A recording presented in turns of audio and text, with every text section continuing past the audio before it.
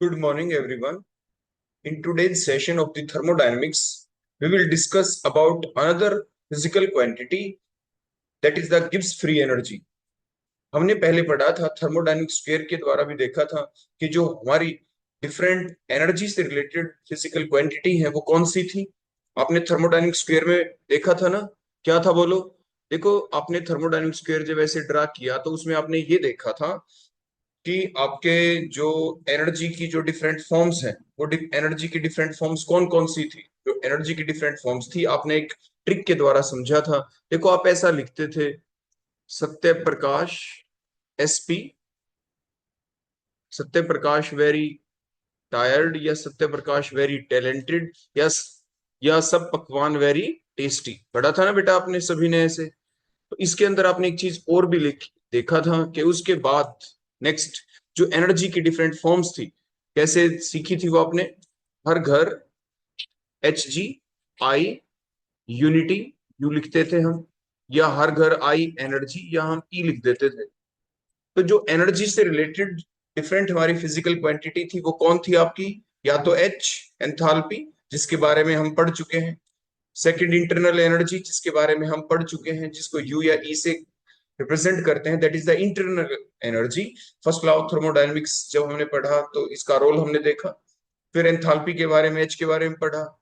आज जो हम पढ़ेंगे आज के सेशन के अंदर वो नेक्स्ट एनर्जी की form, that is the G, that is the Gibbs free energy. और अगले सेशन में हम पढ़ेंगे fourth form of energy, that is the Helmholtz free energy, जिसे वर्क फंक्शन या ए हम कहेंगे। तो आज का जो हमारा सेशन रहेगा वो फुली कंसंट्रेटेड रहेगा इसके बारे में, जी से रिलेटेड। जी मीन्स गिब्स फ्री एनर्जी।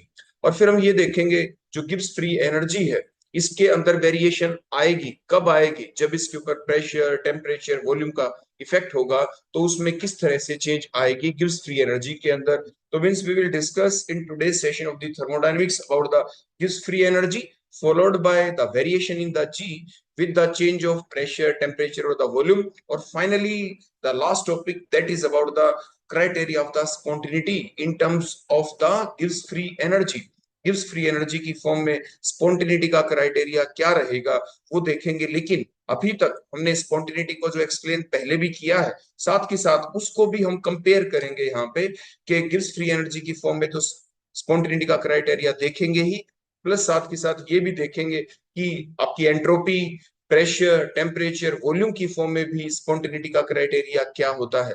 मतलब जब हम गिव्स फ्री एनर्जी की फॉर्म में देखें तो क्या क्या चीज हमने साथ कांस्टेंट रखनी पड़ी, और ग्रेटर देन वैल्यू हो या लेस देन वैल्यू हो या इक्वल टू हो जीरो के, क्या हो, ये सारी की सारी बातें देखेंगे हम अपने आज के सेशन में। तो हम स्टार्ट करते हैं अपना आज का सेशन बिना किसी देरी के, about the Gibbs free energy. तो गिब्स फ्री एनर्जी को रिप्रेजेंट बेटा किस चीज से करते हैं, हम जी से करते हैं। तो ये सारी की सारी बातें हम आज के सेशन में सीखेंगे, जैसे कि हम पहले भी देखते आए हैं। कुछ इस हर क्वेश्चन को बेटा आप छोटा मत समझना। जो भी चीज जैसे मैं अपने मुंह से बोलूं, हर बोली हुई बात अपने आप में क्या है, एक क्वेश्चन है। जैसे मैं आपको बताता हूं, जो हम मैं आपको हमेशा कहता हूं कि जब आप बुक रीड करते हैं तो उसका एक ही तरीका होता है, या आप अपने आप नोट्स बना लेंगे उसका भी एक ही तरीका होता है। क्या तरीका होता है कि आप एक लाइन को पढ़ें और रुक जाएं और फिर खुद सोचें कि इसके ऊपर कितनी तरह के क्वेश्चन आ सकते हैं, कौन कौन से ऑब्जेक्टिव क्वेश्चन बन सकते हैं, या 1 मार्क का क्वेश्चन क्या आ सकता है। ऐसे हर लाइन को पढ़ते ही आप रुके और सोचें। ऐसे ही जब पूरा पैराग्राफ कंप्लीट हो जाए, एक टॉपिक कंप्लीट हो जाए, तो उसके बारे में भी सोचें अब इसके अंदर लेंदी क्वेश्चन क्या बन सकता है अगर आपको थ्योरेटिकल एग्जाम देना है, और ऑब्जेक्टिव क्वेश्चन अब तक क्या क्या बने उसमें इंटरमिंगल्ड करके, इंटरमिक्स करके उसमें क्या क्या क्वेश्चन और पूछे जा सकते हैं। क्या उस टॉपिक का, उस पैराग्राफ का रिलेशन पहले पढ़े हुए किसी टॉपिक के साथ तो नहीं, क्या उसके साथ इंटरमिक्स करके क्या क्या क्वेश्चन बन सकते हैं। कहने का अभिप्राय, सबसे बढ़िया जो तैयारी होती है वो तभी होती है जब हम खुद मेहनत करते हैं। तो इन सारी बातों का आप रखते होंगे ध्यान, जैसे क्योंकि मैं आपको हर बार कहता ही हूँ कि बेटा आप अपने इस तरीके से अपनी तैयारी करते रहें, मुझे विश्वास है कि आप कर ही रहे हैं। तो उसी विश्वास के साथ मैं स्टार्ट करता हूं अपना आज का सेशन, थर्मोडायनेमिक्स का next part, that is the Gibbs free energy. तो बेटा जो गिब्स फ्री एनर्जी है, जैसे हमने अभी बताया, इसको आप जी से रिप्रेजेंट करते हैं। आखिर ये गिब्स फ्री एनर्जी है क्या। गिब्स फ्री एनर्जी एक ऐसी एनर्जी है जो क्या काम आती है, the amount of the energy, the extra amount of the energy in the system, which is responsible to carry out the net work done, to carry out the useful work. But कब, लेकिन कब? At constant temperature and the pressure, at the constant temperature and the constant pressure. अगर हम ये constant temperature और constant volume के ऊपर study कर दें यही सारी बातें, कि the extra amount of energy present in the system which is responsible या which carry out the useful work done, net work done at constant temperature and pressure लिखा ना बेटा, तो at constant temperature and volume लिख देंगे, then it is called Helmholtz free energy, जो next session में हम पढ़ेंगे, जिसको ई से रिप्रेजेंट करेंगे। आप बड़े ध्यान से समझ पाएंगे जब हम गिब्स फ्री एनर्जी के पढ़ने के बाद अगला सेशन करेंगे हेल्महोल्ट्ज फ्री एनर्जी के अंदर, तो दोनों की बातें लगभग मिलती जुलती हैं। तो इस टॉपिक को आपने अच्छे से कर लिया तो नेक्स्ट टॉपिक आपको एकदम आराम से बड़ी अच्छे से याद हो जाएगा। क्लियर हो गया बेटा? इतनी आ गई बात समझ में? या दूसरे शब्दों में हम कहें तो क्या है, that is the extra amount of energy which is available in the system to do the useful work, that is called as the गिव्स फ्री एनर्जी, और simply called as the free energy, जिसको G से represent करते हैं। और mathematically जो relation है gives free energy का वो क्या है, G is equal to H minus T S, means enthalpy के अंदर से माइनस कर दें किन दो चीजों की product, that is the temperature and the entropy की प्रोडक्ट को अगर हम एंथैल्पी में से सब्ट्रैक्ट कर देते हैं तो वो G बन जाती है। तो इसको हम लिख भी कुछ ऐसे सकते हैं कि द गिव्स free energy that is the G of the system is equal to, देखो आगे इक्वल टू का साइन है, एंथैल्पी ऑफ द सिस्टम देखो H है, माइनस माइनस किससे कर रहे हैं, माइनस में से क्या करेंगे, माइनस द प्रोडक्ट, देखो टी और एस के बीच मल्टीप्लाई का साइन है, the product of temperature and the entropy, जैसे मैंने अभी आपके सामने ऊपर बोला था। अब आप बड़े ध्यान से देखिए इसी फार्मूला को अगर मैं दोबारा लिख दूं, G is equal to H, जो एच क्या था हमने पीछे पढ़ा था ना बेटा, एच की जगह हमने क्या वैल्यू पुट कर दी, क्यू माइनस टी एस या ई माइनस टी एस, हम दोनों में से कोई भी बात लिख सकते हैं, कोई भी एक बात हम लिख सकते हैं यहाँ पे। क्लियर हो गया ना बेटा? तो एच, देखो एच की वैल्यू क्या होती है, ई प्लस पीवी, तो देखो ये मैंने ई लिखा और प्लस में ये पीवी लिखा, माइनस टी एस है जी, माइनस टी एस को चाहे यहाँ पे लिख दो या बाद में लिख दो। देखो ये सारी चीजें हम आगे पीछे करके आपको क्यों दिखाते हैं, कि देखो आपके एग्जाम में क्या होता है, हमारे दिमाग के अंदर एक इमेज बनी होती है, जैसे G is equal to H minus T S लिखा, अगर की बजाय अगर मैं इसको ऐसे लिख दूं ना बेटा कि G is equal to T S minus T S plus में एच, तो एकदम हमारा दिमाग उसको इजिली एक्सेप्ट नहीं करता। तो अगर मैं इसको ऐसे लिख दूं कि ये टी एस से पहले माइनस साइन लगा दिया और प्लस में मान लीजिए मैंने एच लिख दिया, देखो बेटा चीज तो वही है ना, तो क्या इससे कोई फर्क पड़ा? नहीं पड़ा। तो ऐसे ही जो हमने यहाँ पे आपको अभी लिख के दिखाया कि जो G इज इक्वल टू बोलो क्या होता है आपका, हमने यहाँ पे जो H था, H की वैल्यू क्या पुट की हमने, एक तो U लिख दिया, U का मतलब E लिख दिया, और H प्लस में PV, देखो H प्लस में PV, देखो ऐसा लिख दिया H प्लस में PV, और माइनस में आपका TS है ही, देखो माइनस में TS है, देखो ऐसे लिख दें तो इमेज डायरेक्ट आती है कि हाँ हमने H की वैल्यू पुट कर दी और सीधा दिख रहा है U प्लस पीवी कर दिया, E प्लस पीवी की बजाय अभी जैसे मैंने लिख के दिखाया तो ये लगेगा ना ये फार्मूला तो गलत है, लेकिन ऐसा नहीं, देखो हमने H की वैल्यू की है, E पहले लिख दिया देखो यहाँ पे, और PV उसके बाद में बीच में माइनस TS कर दिया। कहने का अभिप्राय, कई बार एग्जाम में ऐसे क्वेश्चन आने होते हैं, which of the following statement is correct, which of the following relation is correct, तो इस टाइप से आपसे दिक्कत पैदा वहां पे होनी होती है, ताकि ऐसा ना हो इसलिए ये बात भी आपको बताई जा रही है। मैंने बताया ना बेटा, हर बात अपने आप में क्वेश्चन होती है, क्या पता किस तरीके से चेंज करके आपसे क्वेश्चन पूछ लिया जाए, तो सीक्वेंस के ऊपर भी आप ध्यान रखें, कई बार सिर्फ सीक्वेंस बदली जाती है, चीज वही होती है। तो अब इसमें देखो आपने क्या देखा, आपके जो ये टी तो क्या है, एब्सोल्यूट टेम्परेचर, और चेंज किस में आया, एंट्रोपी में, पहले एंट्रोपी S1 थी बाद में S हो गई, तो means that is the final entropy जिसको S से रिप्रेजेंट किया। यहाँ पे P क्या है, एब्सोल्यूट प्रेशर, और V के अंदर आया चेंज, तो फाइनल वॉल्यूम को यहाँ पे शो किया गया, that is the V is the final volume. तुमने बताया था ना ऊपर कि the extra amount of the energy which is present in the system to carry out the useful work at constant temperature, मैंने बताया ना एब्सोल्यूट टेम्परेचर, मतलब ये टेम्परेचर कांस्टेंट है, एंड द एब्सोल्यूट बोलो कौन, प्रेशर, तो ये एब्सोल्यूट देखो प्रेशर है, तो उसी को कहते हैं गिव्स फ्री एनर्जी। तो ये जो आपकी एस है, जो फाइनल एंट्रोपी हमें कब अचीव हुई, ये एंट्रोपी फाइनल हमें तब अचीव हुई जब हमने क्या किया, energy which can get from the system surrounding, जो आपकी सराउंडिंग है वहां से एनर्जी मिली, और जब हमने हीटअप किया तो एनर्जी मिली, मिलने के बाद एंट्रोपी में कोई चेंज आया तो फाइनल एंट्रोपी आपकी एस बन गई। Similarly work work to be given to the system, बाहर से वर्क डन हुआ तो फाइनल वॉल्यूम बोलो कितना हो गया, दैट इज द V हो गया eight the constant pressure, pressure को कांस्टेंट रखते हुए, क्योंकि प्रेशर यहाँ पे क्या है, कांस्टेंट। जैसे हमने ऊपर बताया कि the amount of the energy which is present in the system which is useful या which is responsible to carry out the net work done, useful work done at the constant temperature and pressure is called as the गिव्स free energy. Clear हो गया बेटा, आगे होगी बात समझ में। इसके बाद नेक्स्ट अब हम देखेंगे, डेरिवेशन देखेंगे गिव्स फ्री एनर्जी का। गिव्स फ्री एनर्जी की जो ये इक्वेशन है, सिंपल तो क्या था, G is equal to H minus में टी एस, चेंज की फॉर्म में लिखते हैं delta G is equal to delta H minus T S. तो इसको हमने डिराइव कैसे किया, तो देखो मान लीजिए आपके पास कोई रिएक्शन है, आपके पास मान लीजिए कोई रिएक्शन है, कोई आइसोथर्मल रिएक्शन। हमने कहा ना कि हम स्टडी कैसे करेंगे रिएक्शन को, यूजफुल जो वर्क डन होगा कब होगा, eight constant temperature and the pressure. तो कांस्टेंट टेम्परेचर के लिए हम क्या लिखते हैं, आइसोथर्मल प्रेशर भी कांस्टेंट कर देंगे तो क्या होगा, आइसो बारिक आपकी प्रोसेस। मान लीजिए स्टार्ट किया हमने कुछ ऐसे कि आइसोथर्मल, मान लीजिए आपकी प्रोसेस है, रिएक्टेंट ए है और प्रोडक्ट आपके क्या हो गए, बी में कन्वर्ट हो चुके हैं। तो अब हुआ क्या उसके दौरान, मान लीजिए जब आपके पास रिएक्टेंट हैं, तो रिएक्टेंट के अंदर जो गिव्स फ्री एनर्जी की वैल्यू थी वो कितनी थी, G1। एंथैल्पी की वैल्यू क्या थी, H1। और एंट्रोपी क्या, कितनी वैल्यू थी उसकी, S1। क्लियर हो गया बेटा, ये आपके रिएक्टेंट्स के बारे में है। उसके बाद जब ये प्रोडक्ट में कन्वर्ट हुए, जैसे मैंने अभी बिल्कुल स्टार्ट में अभी हमने बताया ही था, कंप्लीट रिलेशन लिख के कि प्रेशर और टेम्परेचर को हम कांस्टेंट रखेंगे ही। तो इनिशियली आपकी गिव्स फ्री एनर्जी, एंथैल्पी और जो आपकी एंट्रोपी है उसके साथ हमने एज ए सबस्क्रिप्ट 1 1 लगा दिया, तो ये रिप्रेजेंट करता है इनिशियल स्टेट के बारे में। फाइनली जब स्टेट बनी तो उस वक्त हमने 2 2 लगा दिया सभी के साथ, तो G2H2S2, these are the final गिव्स फ्री एनर्जी आपका G2 है, फाइनल एंथैल्पी H2 है, फाइनल एंट्रोपी आपकी S2 है, और प्रोडक्ट को हमने बी से रिप्रेजेंट किया। उसके बाद क्या हुआ कि जो फार्मूला है था हमारा गिव्स फ्री एनर्जी का, उसके अनुसार इनिशियल स्टेट को हम, जो डेफिनेशन का फार्मूला था, हम कैसे रिप्रेजेंट कर सकते हैं कि G1 is equal to H1 minus with TS1, that is according to the definition. Similarly for the final state के लिए हम क्या लिख सकते हैं, G2 is equal to H2 minus में TS2, that is according to the definition जो हमने लिखा था।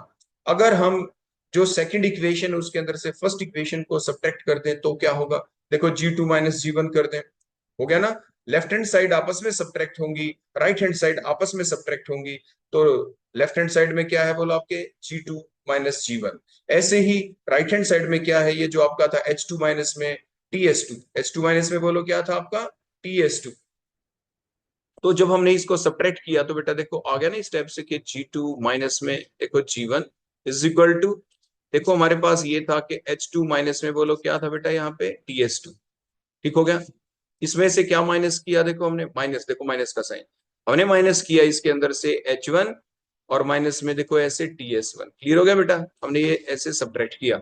उसके बाद से क्या किया, जब इसका माइनस साइन अंदर जाएगा, देखो ये माइनस साइन अंदर जाएगा तो माइनस, तो ये H1 बोलो किस चीज का हो जाएगा बेटा, माइनस का। तो इधर H2 है और माइनस का H1, देखो हमने ये फिर बाद में अगली स्टेप के अंदर ऐसा कर दिया।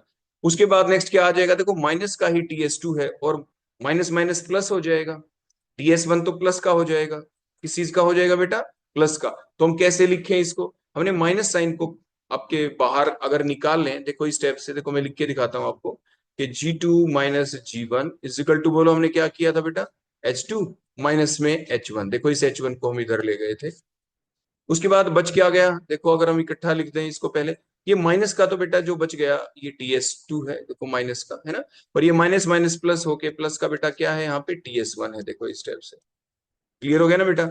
अब हम क्या करेंगे, उसके बाद अगर हम माइनस को बाहर निकाल लें यहाँ से कॉमन, देखो माइनस को बाहर निकाल लिया, ये माइनस का T हो गया, ठीक है ना, माइनस साइन। तो अगर माइनस का बाहर निकाल लिया तो S2 तो देखो प्लस का रह गया, ठीक हो गया ना। और यहाँ पे जब माइनस साइन, देखो ये तो प्लस आ गया ना बेटा, यहाँ पे प्लस S1, यहाँ से माइनस बाहर निकाल लिया, तो इसका मतलब क्या था, अगर मैं इसी को ऐसे लिखना चाहूँ, इस प्लस प्लस कब बनता है, माइनस प्लस में माइनस, देखो 2 बार माइनस हो, माइनस और माइनस, माइनस माइनस, और ये मल्टीप्लाई का मैंने साइन, माइनस माइनस क्या होता है, प्लस होता है। तो एक माइनस बाहर हमने निकाल लिया, तो दूसरा माइनस बच गया, तो बोलो क्या हो गया, माइनस में बोलो क्या, S1। ठीक हो गया बेटा, यही हमने देखो यहाँ पे लिखा है, तो माइनस TS2 माइनस S1। तो ये सिंपल मैथमेटिक्स था आपका। उसके बाद नेक्स्ट स्टेप में देखो क्या बन गया, G2 minus G1, final state में से इनिशियल स्टेट करें तो चेंज इन आपकी गिव्स फ्री एनर्जी आ गई, H2 minus H1 change in enthalpy देखो आपका बन गया डेल्टा एच, और टी एस एच रहा तो माइनस टी, और S two minus S one को हमने डेल्टा एस से यहाँ पे रिप्रेजेंट कर दिया। तो ये हमारा फाइनल रिलेशन बन गया यहाँ पे। तो डेल्टा जी क्या है? Free energy change of the system. Delta H क्या है? Enthalpy change of the system.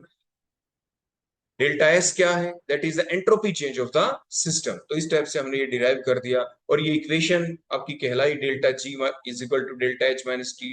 Delta S क्या कहलाई? That is the Gibbs free energy equation. बोलो ये क्या है? गिब्स फ्री एनर्जी की इक्वेशन है। क्लियर हो गया बेटा? अब हम नेक्स्ट देखना चाहेंगे इसकी फिजिकल सिग्निफिकेंस क्या है। तो फिजिकल सिग्निफिकेंस इसकी क्या है बेटा? कि इसके द्वारा हमें क्या पता चला? डेफिनेशन के अंदर ही आ गया था। इससे हमें ये पता चला कि गिव्स फ्री एनर्जी वो पार्ट ऑफ द एनर्जी है जो क्या काम आता है, which is use to do the some useful work, which is use to do the useful work. तो जब भी गिव्स फ्री एनर्जी में कुछ चेंज आएगा, चेंज का मतलब गिव्स फ्री एनर्जी जब डिक्रीज होगा, तो means the decrease in the गिव्स free energy change is always equal to the useful work. वो डेफिनेशन कहती है। अब वही हमें यहाँ पे प्रूव भी करके दिखाना है। तो physical significance gives free energy की यही रहेगी। इसके द्वारा हम ये प्रूव करेंगे कि how the decrease in free energy is equal to the useful work done. तो स्टार्ट करते हैं हमारे इसी पॉइंट को एक्सप्लेन करने के लिए, जो फिजिकल सिग्निफिकेंस है गिव्स फ्री एनर्जी की। तो फर्स्ट लॉ देखो थर्मोडायनेमिक्स से तो बेटा हम ये जानते हैं, और वर्क ऑफ एक्सपेंशन भी हो रहा हो तो उसके अनुसार अगर हम लिखे रिलेशन तो क्या बनेगा?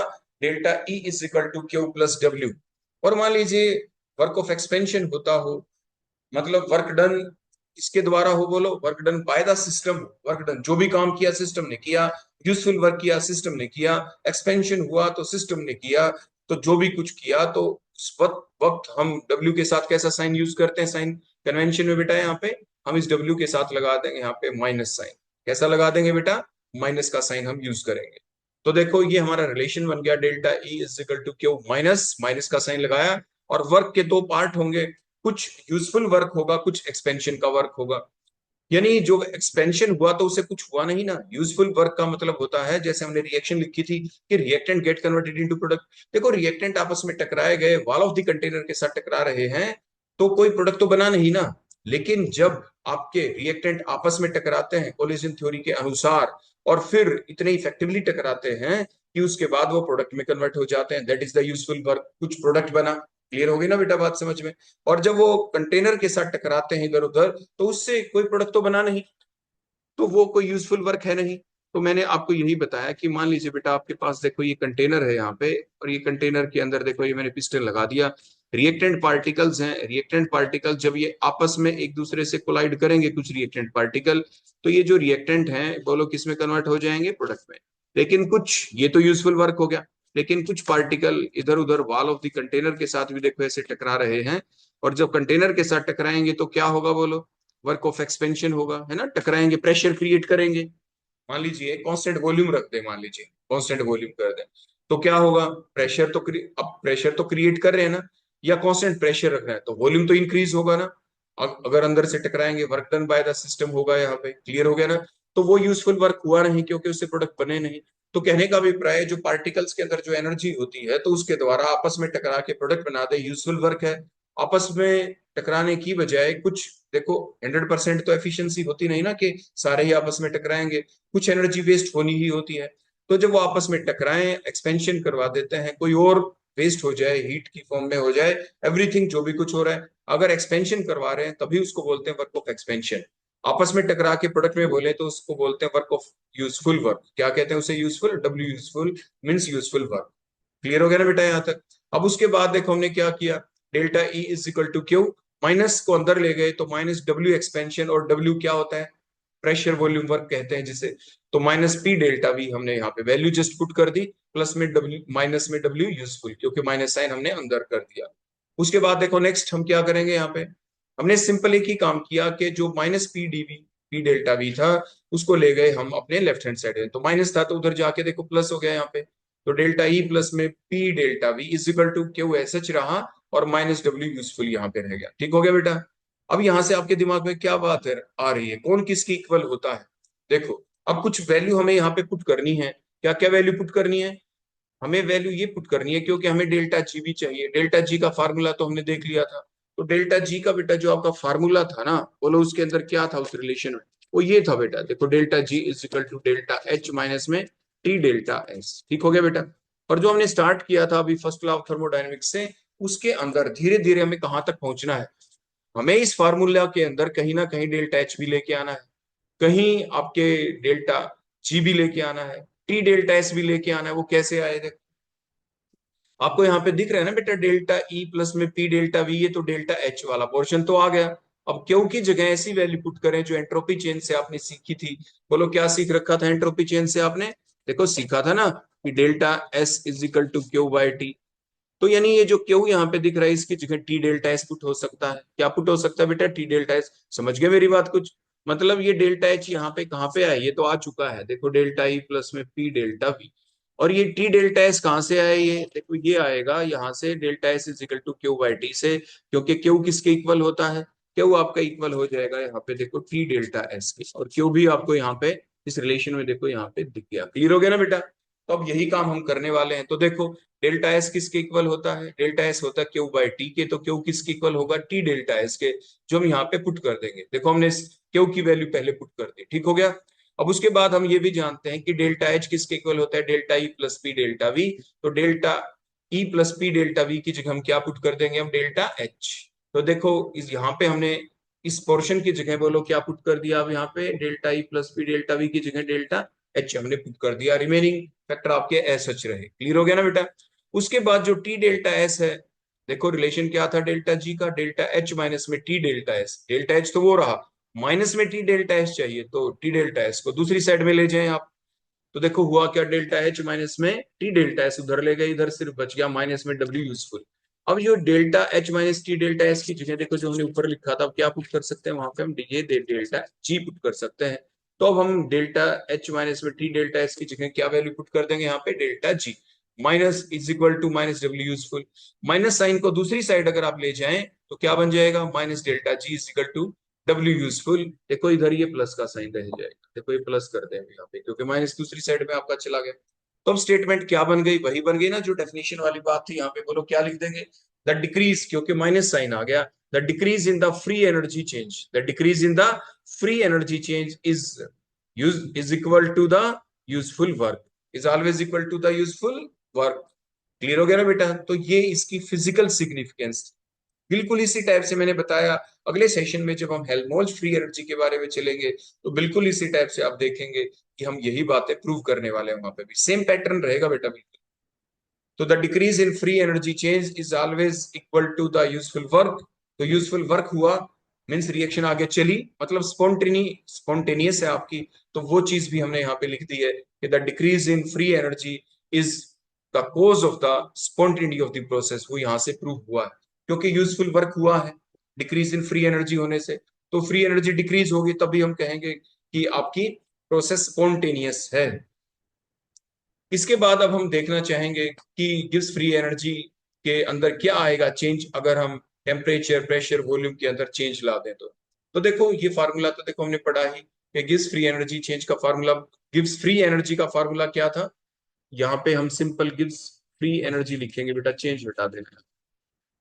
तो जो फ्री एनर्जी का फार्मूला क्या था? Free energy is given by G is equal to H minus में टी एस। तो H की वैल्यू बोलो क्या होती है बेटा? H is equal to E plus में पीवी होता है। तो H की जगह अगर हम वैल्यू पुट कर दें तो रिलेशन क्या बन जाएगा? G is equal to H की जगह देखो हमने यहाँ पे ये वैल्यू पुट कर दी है। बोलो क्या वैल्यू पुट कर दी हमने? E प्लस में पीवी। देखो ये वैल्यू बेटा हमने पुट किया है और कोई चेंज नहीं किया। अगर हम अब इसका कंप्लीट डिफरेंशिएशन कर दें तो क्या होगा? देखो G का क्या बन जाएगा बेटा? DG। E का क्या बनेगा? DE। और PV दो फैक्टर है बेटा, तो एक बार P को पकड़ लेंगे तो, और V का करेंगे PDV, फिर V को पकड़ लेंगे P का करेंगे तो VDP। इसी टाइप से यहाँ पे तो देखो अब हम करके दिखाते हैं। तो G का बेटा क्या बन गया यहाँ पे? DG बन गया। E का बेटा क्या बन गया यहाँ पे? DE हो गया डिफरेंशिएशन। PV है तो P को कांस्टेंट रखा, V का कर दिया तो क्या बन गया? PDV। अब V को कांस्टेंट रखो, P का कर दो तो बेटा क्या बन गया? VDP। माइनस साइन है तो माइनस एस एच रहेगा। T को कांस्टेंट रखा और S का कर दिया तो बेटा क्या बन गया? TDS। फिर S को कांस्टेंट रखा, T का कर दिया तो बेटा क्या बन गया? माइनस में SDT। तो इस टाइप से हम कंप्लीट डिफरेंशिएशन करते हैं। क्लियर हो गया बेटा यहाँ तक? चलो उसके बाद नेक्स्ट हम ये जानते हैं यहाँ पे कि डेल्टा एस बोलो बेटा किसके इक्वल होता है? Q by T. तो क्यू किसके इक्वल होगा? टीडीएस के। किसके इक्वल होगा बेटा? टीडीएस के। अब ध्यान देना जो जो चीजें हम बता रहे हैं, क्योंकि कुछ चीजें अब हम यहाँ पे कैंसिल भी करेंगे वैल्यू पुट करने के बाद। तो हमने सिंपल क्या किया बेटा इस रिलेशन में, जो माइनस टीडीएस था, देखो यहाँ पे जो मैंने रेड कलर करके दिखा रखा है, इसकी जगह पर बेटा क्या बन गया, हमने क्यू वैल्यू पुट कर दी, यहाँ पे पुट कर दी ना बेटा क्यू की वैल्यू यहाँ पे। उसके बाद फर्दर देखो जो चीज हम जानते हैं, हम ये भी तो जानते हैं कि देखो जो क्यू पी होता है बेटा वो किसके इक्वल होता है, Q P is equal to D H के इक्वल होता है। जो ये क्यू लिखा हमने एट कांस्टेंट प्रेशर, देखो अगर हम प्रेशर भी कांस्टेंट करते, हमने शुरू में लिखा था ना कि टेम्परेचर और प्रेशर के साथ ही हम इस चीज को पढ़ने वाले हैं, तो Q P is equal to बोलो किसके इक्वल होता है, डी एच के। ऐसे क्यू वी किसके इक्वल होता था, डीई के इक्वल होता था। ये हमने स्टार्ट में फर्स्ट लॉ ऑफ थर्मोडायनेमिक्स पढ़ रहे थे, एंथैल्पी का टॉपिक पढ़ रहे थे, तब हमने ये प्रूव किया था। एग्जाम में प्रूव करने आते भी हैं कि to prove that Q P is equal to D H क्यों होता है, या Q V is equal to DE क्यों होता है। तो क्यू की जगह क्या वैल्यू पुट कर देंगे बेटा, यहाँ पे डी एच।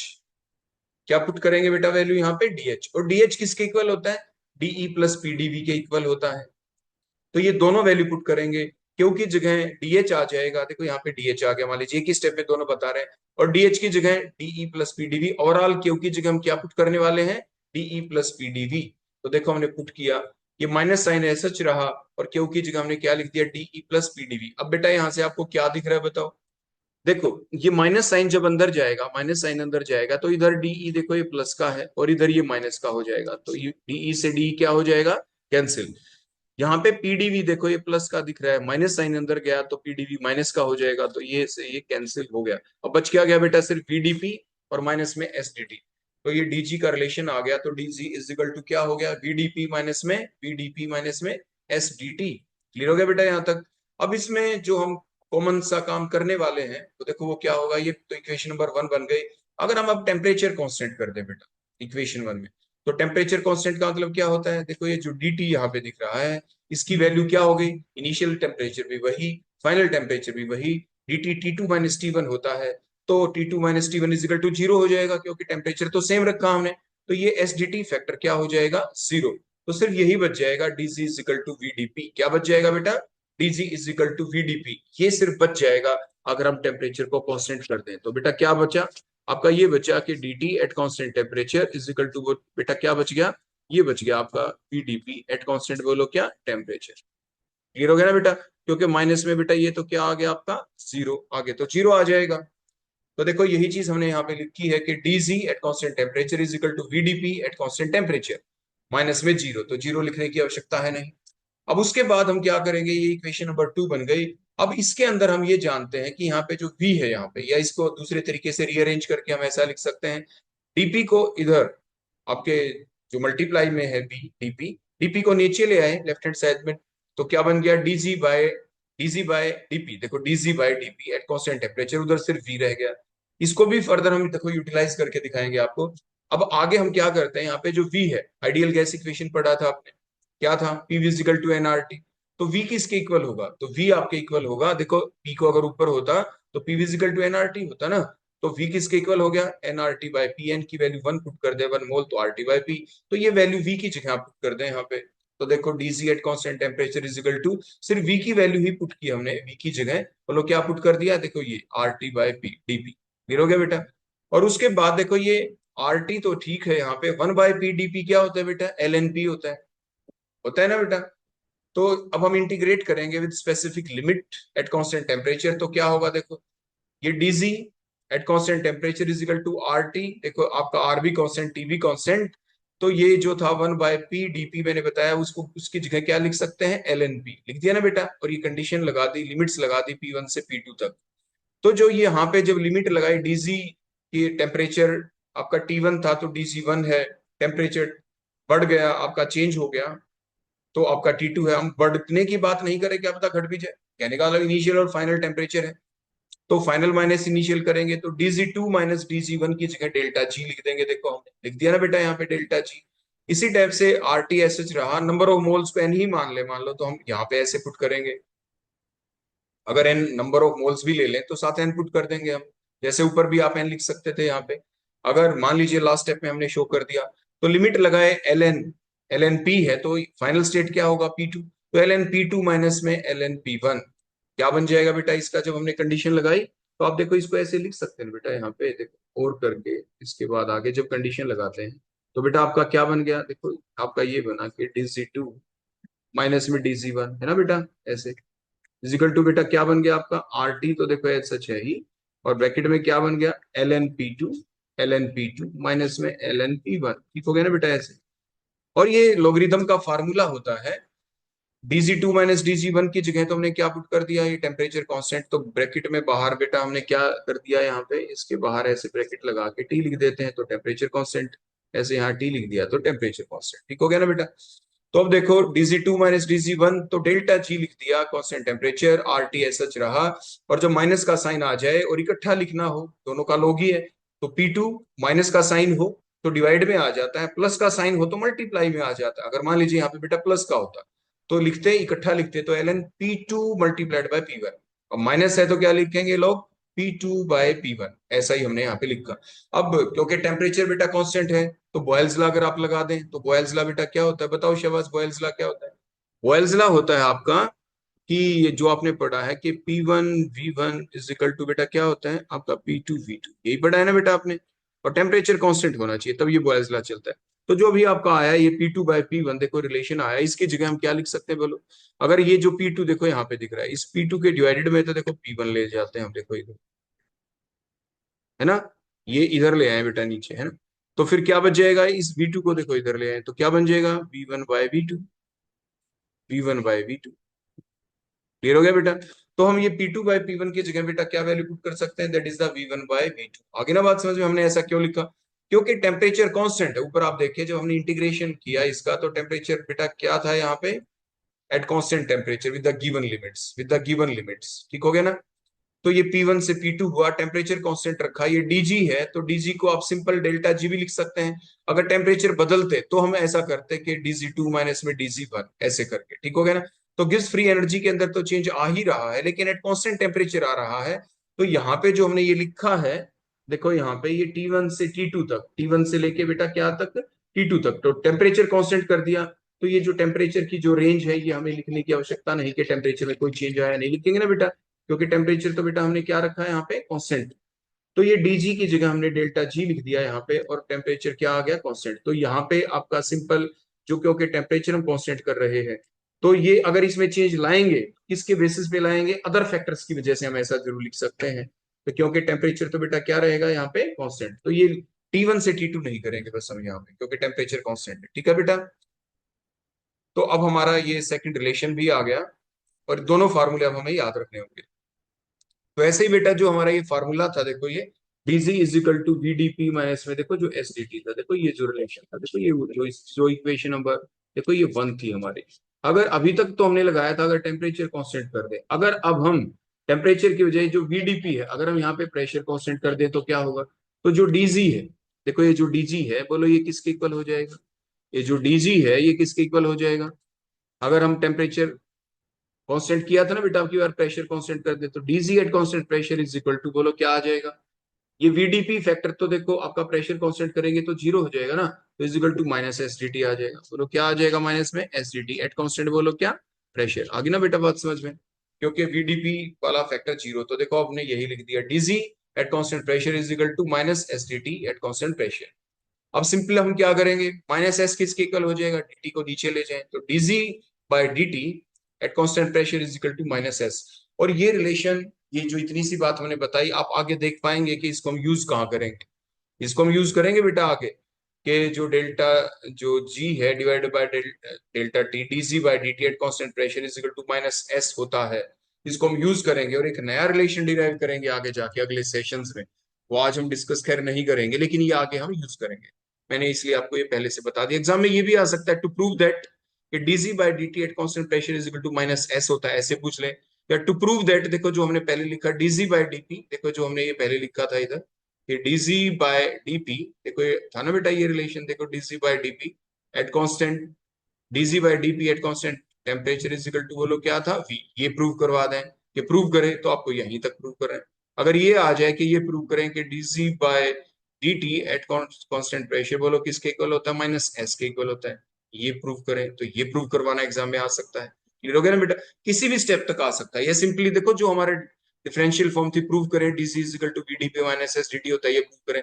तो ऊपर से चले यहीं पे रुक जाए, जो भी पूछे उस स्टेप तक हमें जाना होता है, या नीचे जो अभी रिलेशन लिखे इंटीग्रेशन करने के बाद ये प्रूव करना पूछ ले, कोई भी चीज प्रूव करनी, या ये रिलेशन किसी न्यूमेरिकल में यूज हो जाए। क्लियर हो गया ना बेटा? तो अपना माइंडसेट आपको अच्छे से तैयार रखना है। चलो अब देखो यहां तक अब हमने पढ़ लिया था। ये रिलेशन देखो दो बच गए आपके, DC by DP at constant temperature volume है, और DC by DT at constant pressure minus S होता है। अब हम इनका डिफरेंशिएशन करेंगे। क्या करेंगे? देखो यहाँ पे पहले टेम्परेचर कांस्टेंट था, प्रेशर कांस्टेंट था। जो गिव्स फ्री एनर्जी चेंज है, ये एक स्टेट फंक्शन है। स्टेट फंक्शन है, मतलब पहले हमने प्रेशर को कांस्टेंट कर दिया। देखो ये जो रिलेशन था ना बेटा, देखो हम सब कुछ इसी रिलेशन के ऊपर कर रहे हैं। देखो DC is equal to V D P minus में एस। इस रिलेशन के ऊपर पहले अगर आप टेम्परेचर कांस्टेंट कर दें, इधर प्रेशर कांस्टेंट कर दिया, अब रिवर्स करेंगे, अब डिफरेंशिएशन करेंगे। तो अब की बार टेम्परेचर कांस्टेंट कर देंगे, देखो इधर माइनस एस जो रिलेशन आया था इसमें, जहां पे कांस्टेंट पी था। अब की बार डिफरेंशिएशन करेंगे पी के साथ एट कांस्टेंट टेम्परेचर, और इधर वाला जो रिलेशन था ये DC by DP at constant temperature is equal to V, यहाँ पे टेम्परेचर कांस्टेंट था ना बेटा, तो अब डिफरेंशिएशन इसका कर देंगे विद रिस्पेक्ट टू टेम्परेचर ही, और लेकिन कांस्टेंट अब प्रेशर कर देंगे। तो फिर फाइनल रिलेशन क्या आता है? क्या वो सेम आता है? और सेम होता भी है, होना भी चाहिए, क्योंकि स्टेट फंक्शन होता है डीसी। तो फिर क्या नया रिलेशन आने वाला है जो एग्जाम में आपसे पूछ ले? तो तो देखें, अब यहाँ पे डिफरेंशिएशन कर दिया हमने इधर वाले रिलेशन का। देखो मैंने लिख दिया differentiate with respect to pressure, क्योंकि पहले प्रेशर कांस्टेंट था ना, प्रेशर के साथ एट कांस्टेंट टेम्परेचर। तो बोलो ये जो आपको दिख रहा है माइनस एस, इसका करेंगे तो बेटा क्या बन जाएगा? खुद सोचो बोलो। इसका बन जाएगा, माइनस साइन तो है ही, डीएस बाई डीपी है ना, विद रिस्पेक्ट टू प्रेशर करेंगे DS by DP at constant temperature हो जाएगा।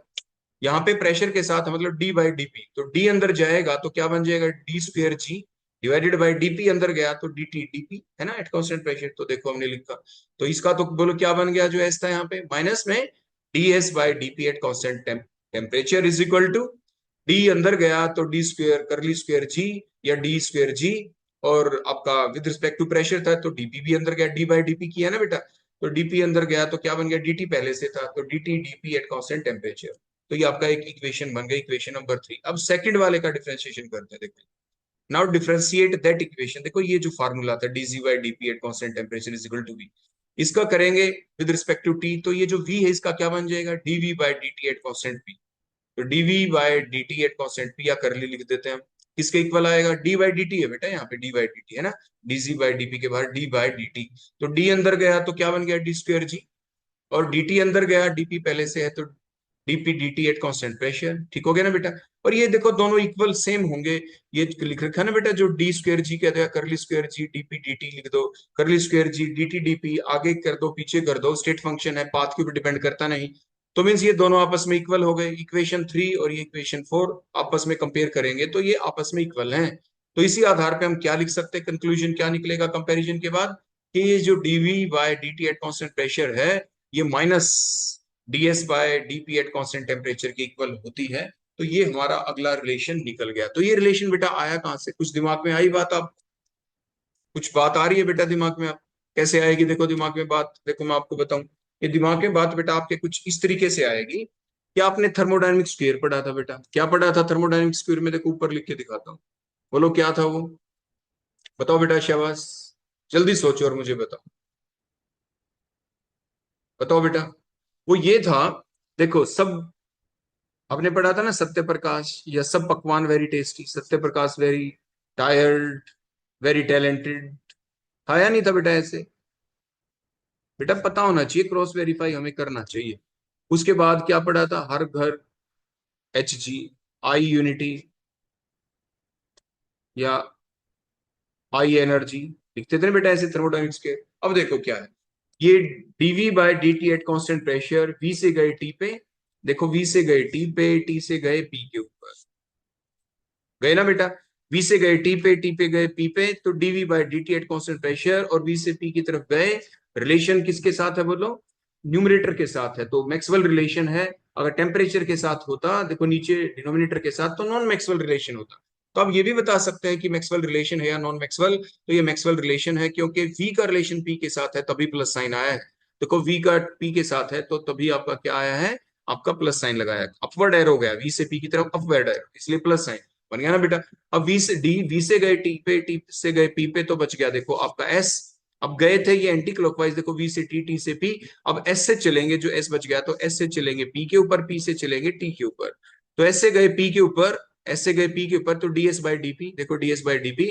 और पी से गए टी के ऊपर तो एट कांस्टेंट टेम्परेचर।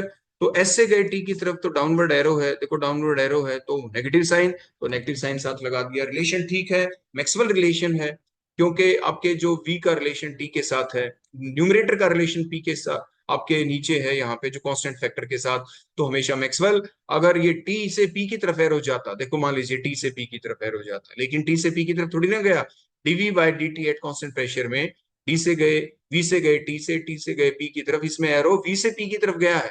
मतलब देखो इस फार्मूले में वी से पी की तरफ न्यूमरेटर का रिलेशन है पी के साथ, है ना, तो मैक्सवेल रिलेशन। कैसा रिलेशन है बेटा? मैक्सवेल रिलेशन है। क्लियर हो गया? अगर इसको हम रिवर्स करके लिख दें, रिवर्स करके लिख दें, मतलब DV by D T, DV by D T को अगर मैं लिख दूं डी टी बाय, क्या लिख दूं बेटा उल्टा करके डीवी बाय डी टी को? डी टी बाय डीवी, वही constant pressure is equal to, इधर भी रिवर्स ही करना पड़ेगा, dP by dS at constant temperature ही करें, तो वो नॉन मैक्सवेल रिलेशन बन जाएगा बेटा। ध्यान रखना वो कैसा रिलेशन बन जाएगा? Non Maxwell relation. क्लियर हो गई बेटा बात आ गई समझ में? तो ये छोटी छोटी बातें आपको ध्यान रखनी है, जो पहले भी हमने थर्मोडायनेमिक स्क्वायर वाले टॉपिक में आपको बता दिया था। ठीक है, तो चलो चलते हैं अब आगे। अब हम स्पॉन्टिनिटी के बारे में पढ़ेंगे। गिब्स फ्री एनर्जी कैसे एक्सप्लेन करती है स्पॉन्टिनिटी ऑफ द प्रोसेस को, डिफरेंट वेज हैं इसको एक्सप्लेन करने के। अब हम वो सारी बातें अब हम इन डिटेल यहाँ पे देखेंगे। तो देखो, by using the total entropy change criteria, क्योंकि हमने पीछे पढ़ा था ना delta S system plus delta S universe greater than और इक्वल टू जीरो होती है, पढ़ा था ना, क्लेसिस इनइक्वलिटी के बारे में पढ़ा था पिछले एंट्रोपी वाले सेशन में, आपने पूरा अपना नोट डाउन कर लिया होगा।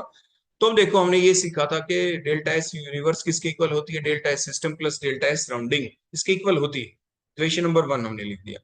If QP is the heat lost by the surrounding at constant temperature and pressure, तो क्या होगा? डेल्टा एस सराउंडिंग को हम कैसे लिखते थे? माइनस का साइन हो गया, क्योंकि हीट लॉस्ट हुई है, तो क्यूपी बाय क्या लिखा? टी, क्योंकि प्रेशर कांस्टेंट है तो क्यूपी लिख दिया बेटा। उसके बाद माइनस साइन किसको रिप्रेजेंट करता है? कि heat lost by the surrounding, क्योंकि डेल्टा एस सराउंडिंग की हम देख रहे हैं। क्यूपी किसके इक्वल होता है बेटा? डेल्टा एच के इक्वल होता है, हमेशा ही हमने पढ़ा था, तो यहाँ पे हम डेल्टा एच लिख सकते हैं। ठीक हो गया ना बेटा इतना यहां तक? इक्वेशन नंबर 2 बन गई। फिर उसके बाद हम क्या करेंगे? Put the value of equation number 2 in equation number 1, जो ऊपर हमने लिखा था delta S universe is equal to delta S system plus delta S surrounding. तो इस डेल्टा एस सराउंडिंग की जगह हम क्या पुट करने वाले हैं? Minus delta H by T. तो देखो आपका रिलेशन ये बन गया, delta S surround, delta S universe is equal to, बोलो क्या होगा? Delta S system. अब ये जो प्लस में था डेल्टा एस सराउंडिंग, देखो ये इसकी जगह क्या पुट करेंगे? ये इक्वेशन नंबर 2 पुट करेंगे आप। तो क्या लिख देंगे बोलो? माइनस में delta H by T. Clear हो गया बेटा इतना? इक्वेशन नंबर आपकी 3 बन गई। अब अगर हम इस पूरी इक्वेशन को मल्टीप्लाई कर दें किससे? टी से, हर जगह, तो ये T D, T delta S universe बन गया, देखो यहाँ पे ये टी डेल्टा एस सिस्टम बन गया। और यहाँ पे टी से मल्टीप्लाई, देखो हर जगह हमने यहाँ पे टी से मल्टीप्लाई किया, देखो हर जगह टी से मल्टीप्लाई, हर जगह देखो टी से मल्टीप्लाई। यहाँ पे भी देखो अगर टी से मल्टीप्लाई कर दिया तो यहाँ पे तो टी से टी कैंसिल हो गया ना बेटा, तो सिर्फ माइनस डेल्टा एच ही बचा, और सारी जगह टी डेल्टा एस आपका आ गया। तो ये हमने पढ़ा था पीछे, बोलो हमने क्या पढ़ा था? हमने ये पढ़ा था कि जो डेल्टा जी होता है, क्या होता है बेटा? डेल्टा जी। डेल्टा जी किसके इक्वल होता है? Delta G is equal to delta H minus में टी डेल्टा एस के इक्वल होता है कि नहीं होता बेटा? अब अगर दोनों साइड में माइनस साइन इंट्रोड्यूस कर दें तो delta G is equal to, इधर भी माइनस साइन इंट्रोड्यूस कर दें ऐसे, तो डेल्टा एच माइनस में टी डेल्टा एस, कोई फर्क नहीं पड़ेगा बेटा, दोनों साइड में माइनस माइनस कैंसिल है ना। अब हमने माइनस साइन एच सच रख लिया, तो माइनस डेल्टा जी किसके इक्वल होगा? अगर इस माइनस को अंदर ले जाएं तो क्या बन जाएगा बेटा? यहाँ पे माइनस में डेल्टा एच, और माइनस अंदर गया तो माइनस माइनस प्लस हो गया, प्लस टी डेल्टा एस। ठीक हो गया बेटा? तो अब यहाँ पे देखे, देखो माइनस का डेल्टा एच था और टी डेल्टा एच देखो प्लस का है, तो माइनस का डेल्टा एच है, टी डेल्टा एच प्लस का है, तो बोलो बेटा वो किसके इक्वल होता है? यहाँ पे देखो माइनस डेल्टा जी। क्लियर हो गया बेटा? हमने ऐसा क्यों लिखा? तो हमने माइनस डेल्टा जी लिख दिया यहाँ पे। अब देखो ये तो आपने पढ़ा ही था पीछे, क्लेसिस इनइक्वलिटी में पीछे हमने प्रूव किया था, कोई भी प्रोसेस स्पॉन्टेनियस बेटा कब होती है? जब जो ये यूनिवर्स है, देखो यूनिवर्स, यूनिवर्स की जो डेल्टा एस है बेटा, ये इंक्रीज हो, ग्रेटर देन और इक्वल टू जीरो होनी चाहिए। तो ग्रेटर देन और इक्वल टू जीरो मतलब पॉजिटिव होनी चाहिए, delta S of the universe positive. Positive कब हो? यहाँ पे तो बेटा ये आ गया ना माइनस डेल्टा जी, मतलब ये जो डेल्टा जी है इसकी वैल्यू नेगेटिव हो। डेल्टा जी की वैल्यू बेटा क्या हो, नेगेटिव हो, क्योंकि नेगेटिव साइन पहले से है। और डेल्टा जी की वैल्यू भी अगर हम नेगेटिव पुट कर देंगे यहाँ पे, तो कुछ भी पुट कर दो -7, तो माइनस माइनस के ब्रैकेट में, और मान लीजिए -7 पुट कर दो तो क्या आ जाएगा, माइनस माइनस प्लस, तो प्लस में आंसर आएगा। तो डेल्टा एस का आंसर प्लस में आ गया, डेल्टा एस यूनिवर्स पॉजिटिव हो गई। तो और पॉजिटिव ही होनी चाहिए, वही स्पॉन्टेनिटी का क्राइटेरिया है। कहने का अभिप्राय यहाँ से अगर हम देखें जो मैंने बताया, तो ऊपर वाली इक्वेशन से हमने क्या कंक्लूड किया कि for any process to be spontaneous, कोई भी प्रोसेस स्पॉन्टेनियस तभी होगी अगर डेल्टा एस यूनिवर्स पॉजिटिव हो। बोलो क्या हो, पॉजिटिव हो। और पॉजिटिव कब होगी, और पॉजिटिव तभी हो सकती है जब ये डेल्टा जी, क्योंकि यहाँ पे माइनस डेल्टा जी है, जब डेल्टा जी नेगेटिव हो, जैसे मैंने अभी आपको वैल्यू पुट करके दिखाया, क्योंकि नेगेटिव होगी डेल्टा जी तो माइनस माइनस प्लस, तभी तो डेल्टा एस यूनिवर्स आपका पॉजिटिव हो पाएगा। इसके रिवर्स नॉन स्पॉन्टेनियस कब होगी, जब डेल्टा डेल्टा जो यूनिवर्स है, डेल्टा एस जो यूनिवर्स है नॉन स्पॉन्टेनियस के लिए, वो आपकी पॉजिटिव ना हो। डेल्टा जी ये क्या हो बेटा, यहाँ पे फिर आपकी नेगेटिव, देखो यहाँ पे नेगेटिव कर देना, ये नेगेटिव हो डेल्टा एस यूनिवर्स। और नेगेटिव कब आएगी, जब डेल्टा जी पॉजिटिव। तो डेल्टा जी पॉजिटिव होगी तो प्रोसेस क्या होगी, नॉन स्पॉन्टेनियस। और डेल्टा जी नेगेटिव होगी तो क्या होगी आपकी, स्पॉन्टेनियस। और डेल्टा जी जीरो हो तो system will be in equilibrium. क्या होगा बोलो, इक्विलिब्रियम सेटअप हो जाएगा। क्लियर हो गया बेटा, इतनी बात आ गई इस समझ में। अब हम नेक्स्ट देखने वाले हैं यहाँ पे criteria of the spontaneity in terms of the गिव्स free energy change of the system. देखो कैसे, जैसे हमने पहले पढ़ा था, बड़े ध्यान से देखना इस चीज को भी। अब हम कंपैरिजन भी करने वाले हैं, क्योंकि जो पीछे हमने पढ़ा था स्पॉन्टेनिटी का criteria in term of the internal energy, in terms of the enthalpy, तो वही अब हम एंट्रोपी भी पढ़ा हमने।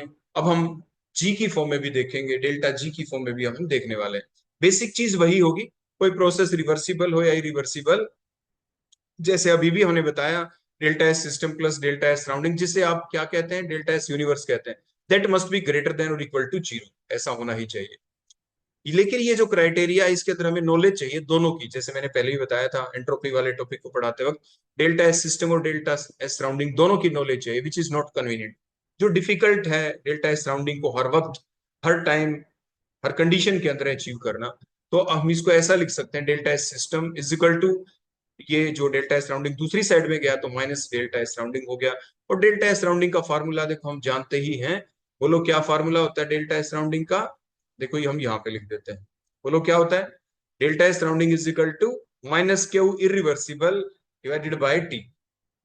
और रिवर्सिबल होता तो क्यों रिवर्सिबल लिख देते हैं हम, खैर क्योंकि हीट लॉस्ट की है आपकी सराउंडिंग ने तो माइनस साइन इसलिए आ गया। तो देखो हमने पुट कर दिया बेटा, यहाँ माइनस माइनस प्लस हो जाएगा, ये माइनस माइनस तो प्लस हो गया, तो ग्रेटर देन और इक्वल टू क्यों, reversible isothermal by T, reversible हो तो रिवर्सिबल के बेसिस, जैसे कंडीशन एग्जामिनर लगाना चाहे वैसा कर सकते हैं। उसके बाद हमने क्या किया, फर्स्ट लॉ ऑफ थर्मोडायनेमिक्स से बेटा हम जानते हैं ना कि क्यू की जगह हम क्या वैल्यू पुट कर सकते हैं, बोलो हमने पढ़ा था पहले, बोलो क्या पढ़ रखा है, देखो दोबारा से मान लीजिए मैं आपको याद दिला दूंगा। देखो ये तो बेटा आपने पढ़ाई है कि डेल्टा जो ई होता है that is equal to Q plus W, मतलब क्यू प्लस में P DV, P delta V, ठीक है बेटा। वर्क ऑफ एक्सपेंशन हो तो माइनस साइन लगा देते हैं। अब पी डेल्टा वी को दूसरी साइड में ले जाएं तो क्यू किसके इक्वल हो जाएगा बेटा, माइनस था उधर जाके प्लस हो गया, तो डेल्टा ई प्लस में पी डेल्टा वी। क्लियर हो गया ना बेटा, अब आगे बात समझ में। वर्क ऑफ एक्सपेंशन हो रहा हो तो नेगेटिव साइन यूज करते हैं, तो इसलिए जो हमारे पास ये क्यू था यहाँ पे, इसकी जगह हमने क्या पुट कर दिया, डीई प्लस में पी डीवी। अब टी को ऊपर ले जाएं, देखो टी को ऊपर ले जाएं तो क्या बन जाएगा बेटा, टीडीएस, टीडीएस या टी डेल्टा एस कह दो, द सिस्टम ग्रेटर देन और इक्वल टू डीई प्लस में पीडीवी। देखो एक तो बेटा हमारा ये फार्मूला बन गया ना बेटा, एक फार्मूला जिसके बेसिस के ऊपर हमने स्पॉन्टिनिटी पहले एक्सप्लेन की थी, spontaneity in term of delta S, delta E, और in terms of volume, in terms of S, in terms of E, और इन टर्म्स ऑफ वी, हम यहां से एक्सप्लेन कर सकते हैं स्पॉन्टिनिटी को। लेकिन अब हम पहले ही इसी फार्मूले को कन्वर्ट कर देते हैं, यहाँ पे D E plus P DV की जगह कुछ वैल्यू पुट कर दें, या टी डेल्टा एस की जगह कुछ वैल्यू पुट कर दें। देखते हैं इसी चीज को कि हम और क्राइटेरिया क्या क्या बना सकते हैं और नए फार्मूले कैसे कैसे बना सकते हैं, फिर इकट्ठे हम अप्लाई कर देंगे, यहाँ पे स्पॉन्टिनिटी को एक्सप्लेन करेंगे यहाँ पे। क्योंकि हम स्पॉन्टिनिटी वाला फैक्टरी तो लेके आए हैं, हमने पढ़ा था ना कि कोई भी प्रोसेस स्पॉन्टेनियस कब होती है, जब delta S system plus delta S surrounding हो greater than equal to zero हो, क्योंकि यही तो हमने पढ़ा था कि जो एंट्रोपी जो चेंज है वो यूनिवर्स की वो लगातार बढ़ रही है। यही स्टेटमेंट थी सेकंड लॉ ऑफ थर्मोडायनेमिक्स के अंदर भी हमने जो सीखा था। क्लियर हो गया बेटा? तो देखो हमने ये जानते हैं कि H is equal to E plus PV होता है। ठीक हो गया ना बेटा? तो अगर हम इसका कंप्लीट डिफरेंशिएशन कर दें तो क्या बनता है? D H is equal to D E का डी हो गया, पीवी का क्या बना? पीडीवी प्लस वीडीपी बन गया ना बेटा? यहाँ पे डीई प्लस पीडीवी चाहिए। देखो यहाँ पे T delta S of the system greater than equal to क्या है? D plus PDV. क्या इसमें कहीं पे दिख रहा है बेटा डी प्लस पीडीवी? हाँ देखो ये दिख रहा है, डीई प्लस पीडीवी दिख गया ना बेटा? तो क्या करें? तो डीई प्लस पीडीवी किसके इक्वल होगा? इस वीडीपी को दूसरी साइड में ले जाएं। तो देखो DE plus PDV is equal to DH minus में वीडीपी। तो जो ऊपर था बेटा आपका यहाँ पे T delta S great of the system greater than equal to DE plus PDV, तो इस डीई प्लस पीडीवी की जगह क्या पुट कर सकते हैं? डीएच माइनस में वीडीपी। तो देखो अब हमारे पास ये एक दूसरा रिलेशन आ गया, तो जिसके द्वारा हम स्पॉन्टेनिटी को बेटा क्या कर पाएंगे यहाँ पे? एक्सप्लेन। तो that is the next relation बन गया ना बेटा? तो यहाँ पे हम इस रिलेशन के द्वारा हम एस की फॉर्म में, एच की फॉर्म में और पी की फॉर्म में हम यहाँ पे क्या एक्सप्लेन करेंगे बेटा? यहाँ पे एंट्रोपी को हम एक्सप्लेन करने वाले, स्पॉन्टेनिटी को सॉरी एक्सप्लेन करने वाले। आगे चलते हैं बेटा अगला रिलेशन। अभी अभी जो आज हमने आज के सेशन में सीखा, G is equal to H minus में टी एस होता है। तो H की जगह हम पुट कर देंगे बेटा, क्या पुट किया हमने? E plus PV. अब कंप्लीट डिफरेंशिएशन कर दें तो DG is equal to DE, PV का बन गया पीडीवी प्लस वीडीपी, और माइनस टीएस का डिफरेंशिएशन हो गया माइनस टी डीएस माइनस में एसडीटी। ठीक हो गया बेटा? अब इसमें फिर से वही निकालना चाहते हैं हम। देखो ये डीई प्लस पीडीवी कहीं पे दिख रहा है बेटा? देखो ये दिख रहा है ई प्लस पीडीवी। तो डीई प्लस पीडीवी किसके इक्वल हो जाएगा? ये जो इतना फैक्टर है, देखो ये इतना, ये सारा का सारा फैक्टर इसको दूसरी साइड में ले जाए, डीजी की साइड में। तो वीडीपी प्लस का उधर जाके माइनस का हो जाएगा, ये माइनस के हैं, minus TDS minus SDT, DG की साइड में जाके प्लस के हो जाएंगे। तो देखो DE plus PDV is equal to क्या हो गया? डीजी माइनस में वीडीपी हो गया, और ये माइनस वाले दोनों प्लस हो गए। तो ये जो ऊपर था बेटा डीई प्लस पीडीवी, इसकी जगह हम ये डीई प्लस पीडीवी का जो रिलेशन आया ये पुट कर देंगे। तो बोलो क्या आ गया बेटा? T delta S is greater than और equal to dG minus VdP plus TdS plus में एसडीटी। आ गया ना बेटा आपका? अब इधर भी टीडीएस दिख रहा है, देखो ये रहा, ये कट गया, इधर भी टीडीएस है बेटा, ये आपस में कैंसिल हो गए। हो गया ना बेटा कैंसिल? तो अब क्या करें बेटा? देखो नेक्स्ट, तो कैंसिल हो गए तो उधर कुछ नहीं बचा, तो जीरो हो गया। जीरो हो गया ना बेटा? टीडीएस ये उधर जाके माइनस का हो जाता है ना बेटा, माइनस टीडीएस। तो टीडीएस ये इधर प्लस का है, उधर जाके माइनस का, तो टीडीएस माइनस टीडीएस जीरो हो जाता है, इसलिए जीरो लिख दिया बेटा। ये जीरो लिख दिया। तो अगर हम इस फैक्टर को दूसरी साइड में ले जाए, zero is greater then, zero is in सबसे बड़ी है, इन सब के समेशन सब्ट्रैक्शन से बड़ी है। मतलब ये पूरा का पूरा जो सम सब्ट्रैक्शन जो भी है, ये क्या होगा? जीरो से छोटा है। तो हम ऐसा भी लिख सकते हैं, DG minus VdP plus S D T is less than और इक्वल टू जीरो। तो ये हमारे पास एक अगला क्राइटेरिया बन गया, जिसके बेसिस के ऊपर बेटा अब हम क्या एक्सप्लेन करेंगे? स्पॉन्टेनिटी। क्लियर होगी बेटा? बातें समझ में आ गई इतनी? चलो ठीक है। अब कोई भी प्रोसेस स्पॉन्टेनियस होगी तो देखो कब होगी? पहले हम अपना ये पहले वाला क्राइटेरिया लेते हैं। देखो ये वाला क्राइटेरिया, देखो ये वाला, ठीक है ना बेटा? इसके बेसिस के ऊपर हम स्पॉन्टेनिटी को एक्सप्लेन करेंगे। अगर मान लीजिए हमें एक्सप्लेन करना हो एस की फॉर्म में, देखो डीएस, देखो ये डीएस, डीएस की फॉर्म में कब होगा? अगर हम ई को कांस्टेंट कर दें डीई जीरो, वी को कांस्टेंट कर दें डीवी जीरो, तो जो डेल्टा एस है एट कांस्टेंट इंटरनल एनर्जी और constant volume greater than equal to zero हो जाएगा। देखो डीएस बोलो क्या हो गया? At constant E and constant क्या होगा बेटा? कांस्टेंट ई और कांस्टेंट, ये पी नहीं बेटा, कांस्टेंट वी आएगा यहाँ पे। ये अब वी कर लेना बेटा, यहाँ पे ठीक हो गया ना? ये गलती से लिखा गया, ये वी आएगा बेटा यहाँ, क्योंकि देखो यहाँ पे पीडीवी है ना बेटा, तो वी को क्या करेंगे बेटा? कांस्टेंट। तो डीवी, तभी तो ये फैक्टर जीरो होगा ना, पीडीवी भी जीरो हो गया। डीई जीरो कब होगा? जब जो इंटरनल एनर्जी है ये भी कांस्टेंट हो। तो ई कांस्टेंट वी कांस्टेंट तभी तो होगा डेल्टा एस के बाहर हम लिख पाएंगे ईवी और ग्रेटर देन जीरो। क्लियर हो गया बेटा? तो एक करेक्शन कर लेंगे। दूसरा डीई की फॉर्म में करें बेटा, तो क्या होगा बेटा? पीडीवी वॉल्यूम कांस्टेंट करें, ये भी कांस्टेंट करें, तो जीरो, तो zero is greater than DE होगा। तो जीरो बड़ी होगी डीई से, इसका मतलब डीई क्या होगी? छोटी होगी। तो डीई इज लेस देन और इक्वल टू जीरो। तो ये अगला स्पॉन्टेनिटी का क्राइटेरिया, लेकिन कब? जब कांस्टेंट आपने एस और वी को कर दिया। अब वी की फॉर्म में देख लेते हैं बेटा। तो वी की फॉर्म में देखेंगे तो बेटा क्या आएगा? ई भी कांस्टेंट और एस भी कांस्टेंट। तो जीरो क्या आ जाएगा बेटा? जीरो इज ग्रेटर देन, ये वॉल्यूम आ जाएगा डीवी, जीरो बड़ा हो गया तो मतलब डीवी क्या हो गया? लेस देन हो जाएगा। और कांस्टेंट बेटा क्या रखना पड़ा यहाँ पे, एस और ई को, देखो डीई और ये डीएस बच गया। अगर वी की फॉर्म में निकालें तो डीवी की फॉर्म में क्या निकला, डीवी एट कांस्टेंट एस और ई इज लेस देन और इक्वल टू सी। क्लियर हो गया बेटा। अब चलते हैं इधर वाले क्राइटेरिया को देखते हैं। देखो जो हमने लिखा था ये वाला आपका क्राइटेरिया, ठीक है ना बेटा, इधर के d delta S system greater than और equal to D H minus में वीडीपी। इसके बेसिस पे बताओ बेटा कैसे लिख सकते हो। डीएस की फॉर्म में क्या होगा, एच भी कांस्टेंट हो पी भी कांस्टेंट हो, तो DS of system greater than और इक्वल टू देखो जीरो आ जाएगा। डीएस एट कांस्टेंट एंथैल्पी और प्रेशर ग्रेटर देन और equal to zero, that is a criteria of spontaneity. Second बताओ बेटा किसकी फॉर्म में देखें, अब एच की फॉर्म में देखेंगे तो, यानी एच की फॉर्म में देखेंगे तो प्रेशर भी कांस्टेंट होना चाहिए, देखो मैंने पी लिखा है, एंट्रोपी भी कांस्टेंट होनी चाहिए, तो डेल्टा एस जीरो हो गया बेटा। तो जीरो इज ग्रेटर देन आएगा ना, zero is greater than DH है ना, क्योंकि इधर तो जीरो बच गए, डीएच तो ग्रेटर देन क्या आ गया था, तो zero is greater than DH, तो इसका उल्टा लिखे तो क्या कहेंगे, जीरो बड़ी है डीएच से, तो इसका मतलब डीएच छोटा है, तो लेस देन और इक्वल टू जीरो। ठीक हो गया ना बेटा। थर्ड क्राइटेरिया देखते हैं पी की फॉर्म में, तो एस भी कांस्टेंट होगा, एच भी कांस्टेंट होगा, माइनस पी है, तो zero greater than minus dP है, zero greater than minus dP है, माइनस, तो इसका मतलब क्या हुआ, माइनस डीपी है, तो अब क्या करेंगे, तो इसका मतलब हो गया डीपी इज ग्रेटर देन और equal to zero at constant S और एच। क्लियर हो गया बेटा। क्योंकि ये ध्यान रखिए बेटा यहाँ पे zero greater than minus dP है, minus dP, minus minus minus sign है, तो माइनस ही ले लें हम उसको, तो माइनस माइनस प्लस, तो इसलिए डीपी इज ग्रेटर देन और इक्वल टू जीरो आ जाएगा। सिंपल मैथमेटिक्स है ये। अब अगला क्राइटेरिया हम देखेंगे, देखो ये वाला जो ये था डीजी माइनस में B DP plus S D T, देखो ये वाला, यही है हमारा अगला मेन क्राइटेरिया। अभी तक तो हमने सिर्फ रिवीजन किया था, तो जो क्राइटेरिया ऑफ स्पॉन्टिनिटी मैंने अभी आपको पहले बता चुका हूं, अभी तक ये हमने अपने प्रीवियस सेशन में सीख लिए थे, ये आपके लिए आपके नए नहीं थे, ये पुराने थे। अब नया तो ये आएगा जो आपका ये रिलेशन आया है, और ध्यान दें बेसिक यही रहने वाला है जो आगे हम पढ़ेंगे। आपके हेल्महोल्ट्ज फ्री एनर्जी एक ही फॉर्म में, वर्क फंक्शन की फॉर्म में, आपका रिलेशन बेटा यही रहेगा, T delta S system greater than और equal to d plus P T. देखो ये इसी के अंदर करना है हमें जो कुछ करना है, समझ गए ना बेटा।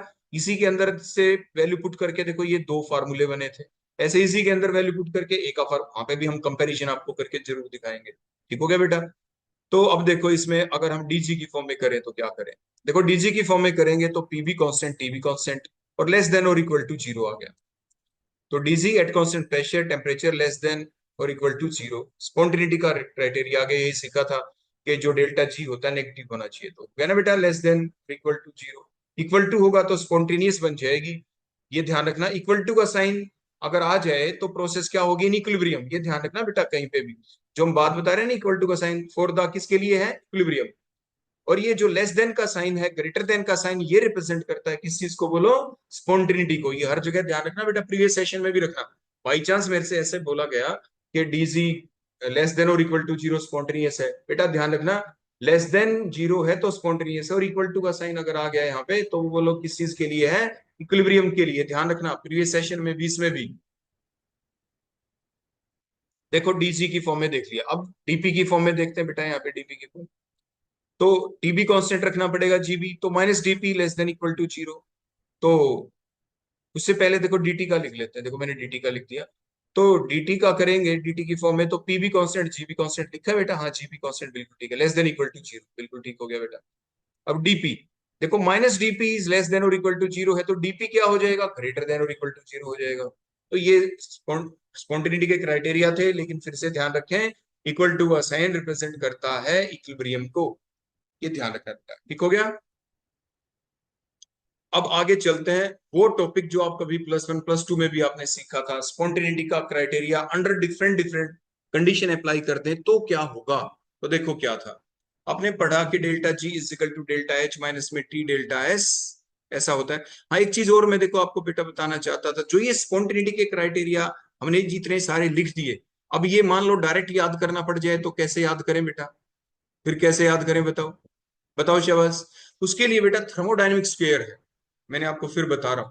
देखो मैं फिर से आपको देखो यहाँ पे लिख के दिखा देता हूँ, देखो एक साइड में थोड़ा सा, देखो लिखा था ना, सब पकवान very tasty, SPVT, Satya Prakash very tidy, very tired, very talented, हर घर आई, हर घर आई यूनिटी, और you can say the energy, ऐसे लिखते थे। कोई भी एक मैं आपको करके दिखा देता हूं ताकि आपको ध्यान रहे और आप उस चीज को एक्सप्लेन कर पाए। ठीक हो गया ना बेटा? मान लीजिए हमें एस का देखते हैं। एस को कहीं पे भी ढूंढो बेटा, कहाँ कहाँ एस दिख रहा है, देखो मैं उसको ब्रैकेट में कर देता हूँ। देखो एक तो ये रहा एस, और एस कहाँ पे दिख रहा है, एक देखो ये रहा बेटा एस, देखो मैंने लगा दी ना ब्रैकेट इसके बाहर ये। अब दोनों को चेकआउट करते हैं आपके इसी थर्मोडायनेमिक स्क्वायर के द्वारा। देखो देखो जो एस है, एस, एस के जो एस दिख रहा है, देखो ये रहा बेटा एस, देखो ये रहा एस। एस की लाइन में बेटा कौन दिख रहा है यहाँ पे, देखो बड़े ध्यान से देखो एस की लाइन में, देखो इधर एच और पी, देखो एच और पी दिख रहा है ना, एच और पी देखो ये रहा, देखो ये रहा एच और पी, इधर इधर जहां एच और पी है देखो वही लिखा है डीएस एट कांस्टेंट एच और पी ग्रेटर देन जीरो, तो प्रोसेस स्पॉन्टेनियस है। इक्वल टू का साइन तो आपके इक्विलिब्रियम के लिए, फिर ध्यान रखना बेटा, मेरे से बोलने में हो सकता है पिछले सेशन में मैं ऐसे ही बोलता आ रहा हूँ लगातार, ग्रेटर देन और इक्वल टू साथ मैंने साइन लगा रखा है क्योंकि रिलेशन वहीं से हमने डिराइव किया था। तो अगर स्पॉन्टेनिटी का ड्राइव करें स्पॉन्टेनिटी के बारे में, तो आप किस चीज के बारे में करेंगे, इक्वल टू का साइन आप हटा देना सारे रिलेशंस के अंदर से। मैं ये दोनों बातों के बारे में मैं एक्सप्लेन करना चाहता था कि इक्विलिब्रियम और स्पॉन्टेनिटी, लेकिन बोला गया मेरे से हर बार स्पॉन्टेनिटी के बारे में। तो ग्रेटर देन या लेस देन का साइन होता है तो तभी स्पॉन्टेनिटी की बातें चलेंगी। ठीक हो गया? तो पहला तो बेटा आपने देख लिया ना, एस के बोलो कौन था यहाँ पे, इस लाइन के ऊपर एच और पी था। अब नीचे की तरफ देखो, बोलो लाइन पे कौन है, ई और वी है, या यू और वी कह दो। तो दूसरे में देखो कांस्टेंट बेटा क्या रखा, डीएस कांस्टेंट, ईवी कांस्टेंट है और ग्रेटर देन जीरो है, तो प्रोसेस स्पॉन्टेनियस है। थर्मोडायनेमिक स्क्वायर से ऐसे आप देखेंगे, ऐसे आप देख सकते हैं। क्लियर हो गया बेटा? आगे ना बात समझ में? तो ऐसे आपको सिखा रखा था पहले हमने। तो चलो आप फर्दर आप इसी टाइप से प्रैक्टिस कर लेना थर्मोडायनेमिक स्क्वायर को देख के, और आप आराम से एग्जाम में कोई कम्पिटिटिव में क्वेश्चन आ जाए तो आप एक्सप्लेन कर सकते हैं। तो सिर्फ मैं आपको याद दिला रहा था कि ताकि आप उस चीज को भूले ना। चलो चलते हैं अब आगे। तो ये आपने देखा delta G is equal to delta H minus में टी डेल्टा एस होता है। तो फेवरेबल कंडीशन क्या होती है स्पॉन्टेनिटी की, कि डिक्रीज डेल्टा एच नेगेटिव हो। पड़ा था ना, दो ड्राइविंग फैक्टर होते हैं, ड्राइविंग फोर्स होते हैं प्रोसेस को स्पॉन्टेनियस होने के लिए। एंट्रोपी वाले टॉपिक में पढ़ा था, या तो डेल्टा एच नेगेटिव हो या डेल्टा एच पॉजिटिव हो बेटा, पढ़ा था हमने। तो अगर हम हमारा ये जो फार्मूला है दोनों ही इकट्ठे पुट कर दे कि delta G is equal to delta H minus T delta S, में डेल्टा एच की जगह देखो क्या पुट कर दे यहाँ पे, नेगेटिव, देखो मैंने नेगेटिव साइन लगा दिया बेटा। ऐसे ही माइनस टी डेल्टा एस है तो माइनस तो है ही बेटा, डेल्टा एस के आगे क्या लगा दें, प्लस का साइन, देखो प्लस ही लगा दिया। तो माइनस का डेल्टा एच हो गया, माइनस का ही टी डेल्टा एस हो गया, तो नेगेटिव आ गया। तो हो गया ना बेटा एक्सप्लेन के डेल्टा जी नेगेटिव होगा, प्रोसेस बोलो क्या होगी, स्पॉन्टेनियस होगी। अब हम इसके ऊपर देखो कुछ बातें अब सीखने वाले हैं। देखो कि डेल्टा जी अगर नेगेटिव है तो प्रोसेस स्पॉन्टेनियस है, और डेल्टा जी पॉजिटिव है तो नॉन स्पॉन्टेनियस है, और डेल्टा जी जीरो है तो क्या होगा, इक्विलिब्रियम। देखो जो बेटा मैंने अभी आपको बताया ना, इक्वल टू हो, इक्वल टू, तो इक्विलिब्रियम है। और आपके दूसरा जो साइन है लेस देन ग्रेटर देन, जो भी आपके आ रहे थे वो स्पॉन्टेनिटी के बारे में थे। तो ये बातें बेटा आपको ध्यान रखनी है। अब साइन और मैग्नीट्यूड के बेसिस पे कैसे करेंगे एक्सप्लेन, देखो ये मैंने ड्रा कर दी एक टेबल आपके सामने। अब क्वेश्चन कैसे आते हैं, देखो हर पॉइंट जो मैं लिखूंगा ना अपने आप में क्वेश्चन है बेटा। देखो पेपर में क्वेश्चन आ गया, देखो कि अगर डेल्टा एच नेगेटिव है, डेल्टा एस भी नेगेटिव है, तो एक्सप्लेन करें कब होगी प्रोसेस स्पॉन्टेनियस, या होगी या नहीं होगी। देखो क्वेश्चन सिर्फ इतना है, if the value of delta H is negative, delta S is negative, tell about the spontaneity of the process, under what condition the process will be spontaneous. तो अब ये साइन ही लगाने बेटा, जो फार्मूला है ना यहाँ पे डेल्टा जी, देखो ये delta G is equal to delta H तो मैंने लिख दिया है, माइनस में टी डेल्टा एस, इसके अंदर बस साइन पुट करो जैसे मैंने अभी स्पॉन्टेनिटी के लिए पुट करके दिखाया था। तो पहले डेल्टा एच के आगे क्या साइन लगाओगे बेटा, नेगेटिव, और डेल्टा एस के आगे भी नेगेटिव, डेल्टा एच के आगे भी एस के, देखो मैंने नेगेटिव लगा दिया। तो यहाँ पे नेगेटिव लगाया तो और नेगेटिव नेगेटिव ये क्या हो जाएगा, दूसरे वाला पॉजिटिव, तो देखो रिलेशन आपका ये बन गया। अब बताओ पॉजिटिव आपकी प्रोसेस कब होगी स्पॉन्टेनियस, स्पॉन्टेनियस तो बेटा तब होगी ना जब डेल्टा जी नेगेटिव आए। नेगेटिव कब आएगी, नेगेटिव साइन किसके आगे दिख रहा है, डेल्टा एच। तो डेल्टा एच बड़ा हो, मतलब माइनस की चीज बड़ी हो और टी डेल्टा एच छोटा रह जाए, तो डेल्टा एच अगर ग्रेटर देन होगा टी डेल्टा एच से, तो डेल्टा जी नेगेटिव भी होगा। तो मीन डेल्टा जी नेगेटिव कब होगा, जब डेल्टा एच ग्रेटर देन हो जाए टी डेल्टा एस से, तो तभी होगी प्रोसेस स्पॉन्टेनियस। अदरवाइज रिवर्स हो गया तो नॉन स्पॉन्टेनियस हो जाएगी, ये ध्यान रखना बेटा इस कंडीशन में। अब देखो दूसरा क्वेश्चन, पॉइंट नंबर वन का मतलब पहला क्वेश्चन। अब दूसरा क्वेश्चन देखो, अगर डेल्टा एच नेगेटिव हो जाए और डेल्टा एस पॉजिटिव हो जाए तो क्या हो, ये तो अभी हमने सीखा भी था है ना, स्पॉन्टेनिटी की दोनों बातें लगा दी, ओवरऑल स्पॉन्टेनियस होगी, हमेशा स्पॉन्टेनियस होगी। लेकिन ऊपर तो कंडीशन लगानी पड़ी थी पहले पॉइंट में, delta H greater than T delta S हो तो स्पॉन्टेनियस, अगर रिवर्स कर देते तो नॉन स्पॉन्टेनियस हो जाता। अब देखो हमने ये साइन पुट किया तो नेगेटिव आ गया ना नेगेटिव साइन यहाँ पे, माइनस माइनस नेगेटिव हमेशा ही होगी एट ऑल दी कंडीशंस, कुछ भी कर दें ऑलवेज स्पॉन्टेनियस। अब रिवर्स करते हैं, दोनों को पॉजिटिव कर दें, दोनों को पॉजिटिव कर दिया, देख नहीं सॉरी, डेल्टा एच पॉजिटिव हो डेल्टा एच नेगेटिव, रिवर्स कर दिया है। डेल्टा एच और यहाँ पे तो always positive, delta G positive तो ऑलवेज नॉन स्पॉन्टेनियस बेटा। देखो अगली कंडीशन, दोनों पॉजिटिव ले लेते हैं, दोनों को पॉजिटिव ले लिया, सिंपल वही फार्मूला रह गया बेटा। तो बोलो कब आएगा आपका आंसर, कब डेल्टा जी नेगेटिव होगा। देखो अब की बार negative sign T delta S के साथ है, तो नेगेटिव आना चाहिए बेटा आंसर स्पॉन्टेनियस के लिए, तो टी डेल्टा एस ग्रेटर होना चाहिए, बड़ा होना चाहिए डेल्टा एस से, वही हमने लिखा। टी डेल्टा एस अगर ग्रेटर है डेल्टा एस से तो तभी डेल्टा जी नेगेटिव होगा, तभी प्रोसेस स्पॉन्टेनियस होगी, अदरवाइज नॉन स्पॉन्टेनियस। अब इसी बात को देखो घुमा फिरा के टेम्परेचर की फॉर्म में कई बार पूछ लेते हैं बेटा क्वेश्चन। देखो ये तीन, अब ये ही चारों बातें पूछेंगे, पॉइंट नंबर 4 था बेटा यहाँ, हो गया ना। यही चारों बातें पूछेंगे हम, चार क्वेश्चन है ये, लेकिन टेम्परेचर की फॉर्म में बेटा देखो कैसे, अब ध्यान देना, in the form of temperature. पहली कंडीशन वही लगाई, डेल्टा एच दोनों नेगेटिव हो तो पुट करें साइन, ये पुट कर दिया।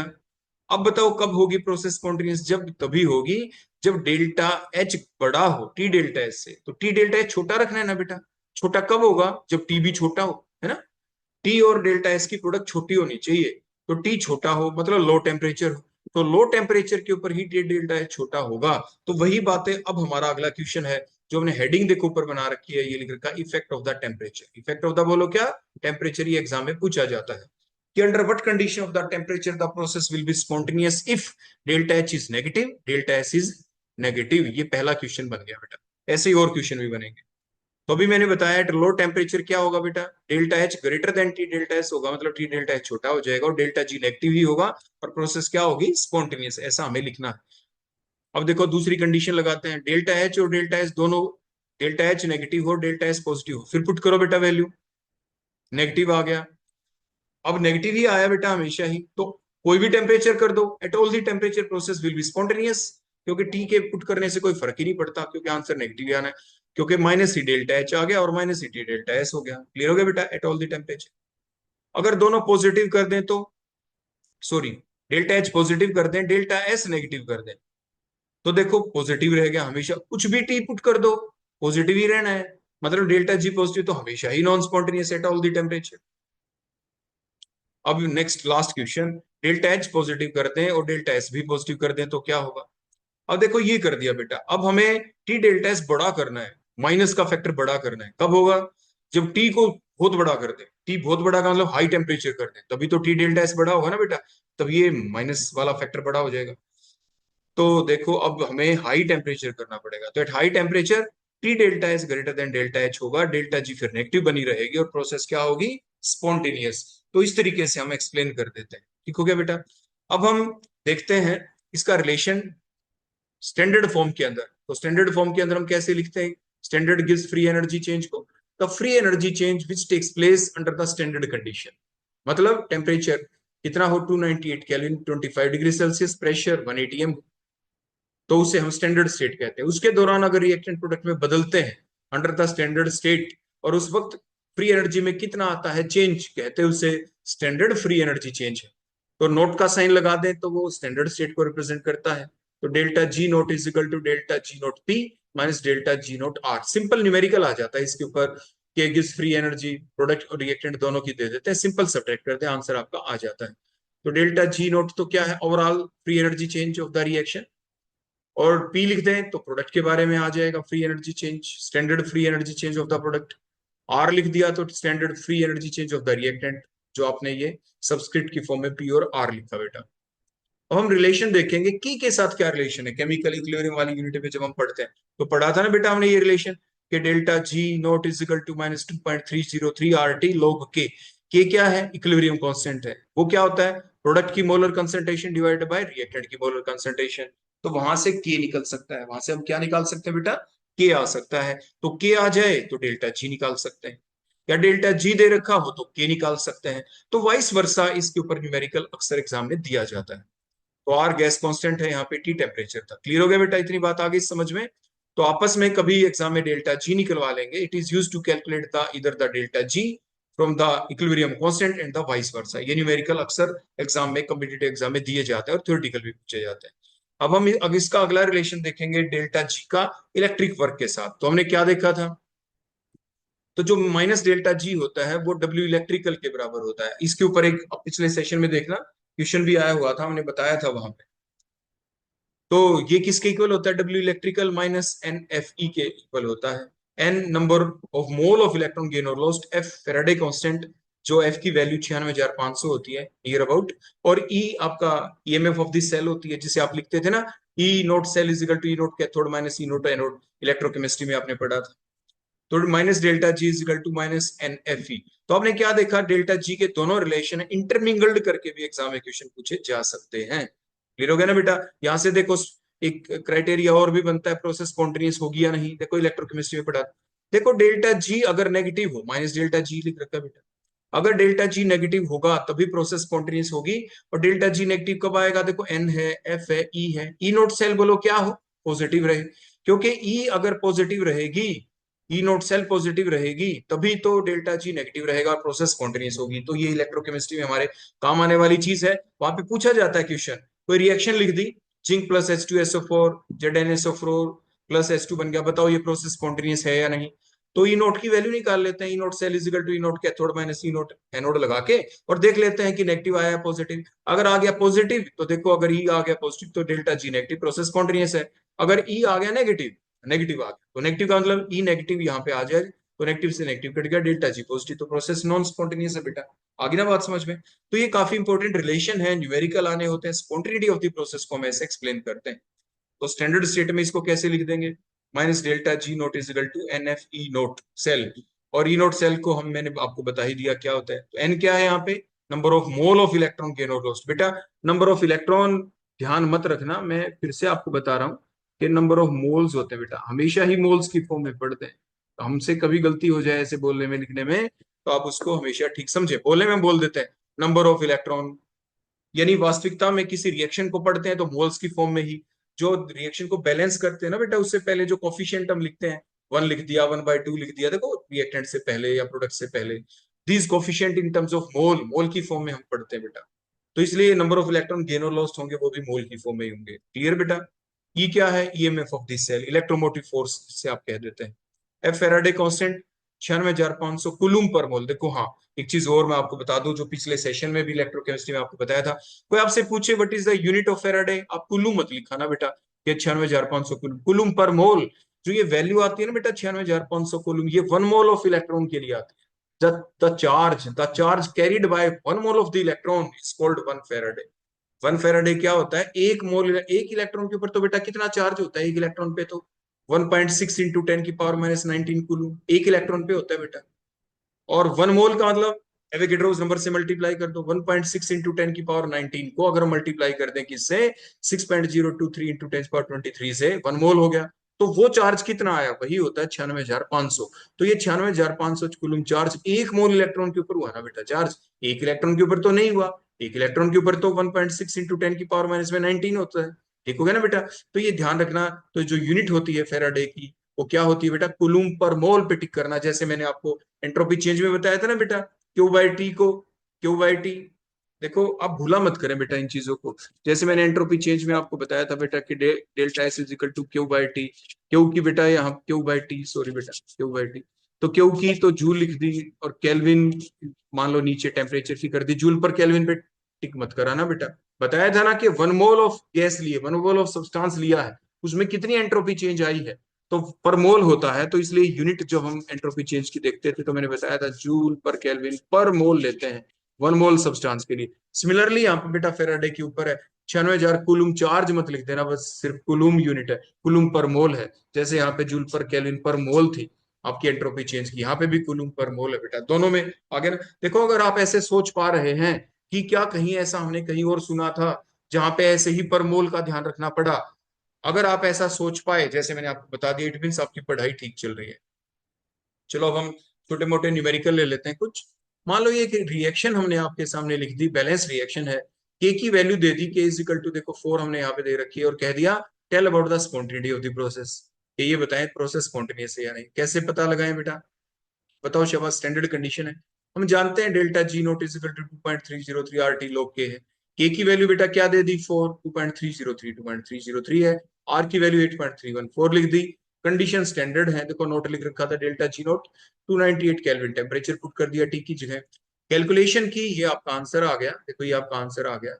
तो इसका मतलब क्या आया बेटा, delta G naught is equal to joule पर मोल था किलो में, 1000 से अपने डिवाइड कर दिया। As the value of delta G is negative here, so the given reaction is spontaneous. अगला क्वेश्चन देखते हैं। एंट्रोपी चेंज निकालो, गिव्स फ्री एनर्जी चेंज निकालो। कब निकालो, when the liquid water vaporize at its boiling point. और प्रेशर बोलो कितना, 1 atm। Delta H vaporization value दे दी, किलो जूल पर ग्राम दे दी बेटा। पर मोल कैसे बदले, 1 ग्राम की बेटा, ये पर ग्राम का 1 ग्राम की वाटर है, तो 1 ग्राम की इतनी, तो 18 ग्राम की कितनी है ना, 18 ग्राम की कितनी, 18 से मल्टीप्लाई कर दो, किलो जूल पर मोल बन जाएगा बेटा। तो ये डेल्टा एच वेपराइजेशन पर ग्राम है बेटा। इसको अगर किलो जूल को जूल में बदलेंगे तो बोलो किससे करेंगे, 1 किलोग्राम में 1000 ग्राम होते हैं बेटा, 1 किलोग्राम में कितने होते हैं, 1000 ग्राम होते हैं, तो 1000 से इसको मल्टीप्लाई करेंगे बेटा। 1 रुपए में 100 पैसे होते हैं, 1 किलो में 1000 ग्राम होते हैं, ऐसे ये ध्यान रखना बेटा। उसके बाद 18 से मल्टीप्लाई कर देंगे बेटा, ये आपका आंसर आ जाएगा। आप कैलकुलेशन कर लेना बेटा डेसिमल वगैरह से, मेरे से कोई गलती हो जाए ऐसे मैथमेटिकल कैलकुलेशन में तो आप इन चीजों का ध्यान रखना, कई बार टाइपिंग के दौरान ऐसी मिस्टेक हमसे हो सकती है बेटा, ठीक है। तो डेल्टा एस की वैल्यू हमें निकालनी है, तो फार्मूला क्या हुआ, देखो क्यू बाई टी, क्यू की जगह डेल्टा एच बाई टी कर देते हैं, जस्ट पुट दी वैल्यूज। क्योंकि बॉइलिंग पॉइंट 100 डिग्री सेल्सियस होता है, तो 100 प्लस 273 373 हमने पुट किया, क्योंकि हमेशा केल्विन में पुट करना होता है बेटा। तो ये हमारा आंसर आ गया जूल पर केल्विन पर मोल के अंदर, इसलिए ऊपर हमने 18 से मल्टीप्लाई किया था, क्योंकि यहाँ पे पर ग्राम दे रखा था। अब जूल पर केल्विन पर मोल कब आए, ऊपर किलो जूल था, इसलिए उसको जूल में कन्वर्ट करना पड़ा। ठीक हो गया बेटा। आगे डेल्टा जी, डेल्टा जी किसके इक्वल होता है, delta H minus T delta S के इक्वल होता है। तो डेल्टा एस हमारा निकल गया, देखो निकल गया ना यहाँ से, डेल्टा एच पहले से गिवन था, टेम्परेचर हमारे पास पहले से गिवन है, डेल्टा जी निकल जाएगा। Just put these values, delta H की जगह डेल्टा एस पुट कर दिया, टी की जगह टी, डेल्टा एस की जगह delta S.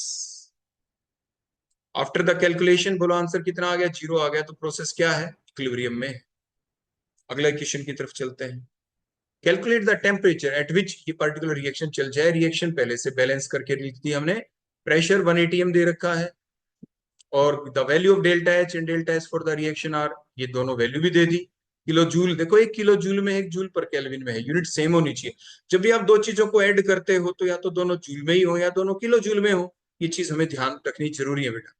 And these values do not change with the temperature, temperature constant हमने कर दिया। तो डेल्टा एच की वैल्यू क्या है, 40 किलो जूल, मतलब देखो हमने इसको जूल में कन्वर्ट कर दिया।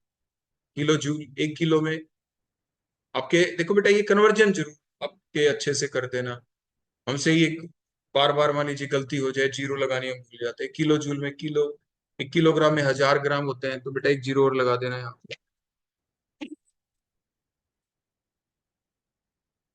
तो ये 800 जूल पर केल्विन दे रखी है, वैल्यू पुट कर देंगे आप यहाँ पे। तो एट इक्विलिब्रियम की कंडीशन थी डेल्टा जी 0 हो गया, तो 0 is equal to delta H minus T delta S. तो ये हमने पुट कर दिया। निकालना क्या था, टेम्परेचर, तो टी किसके इक्वल होगा, delta H by this much.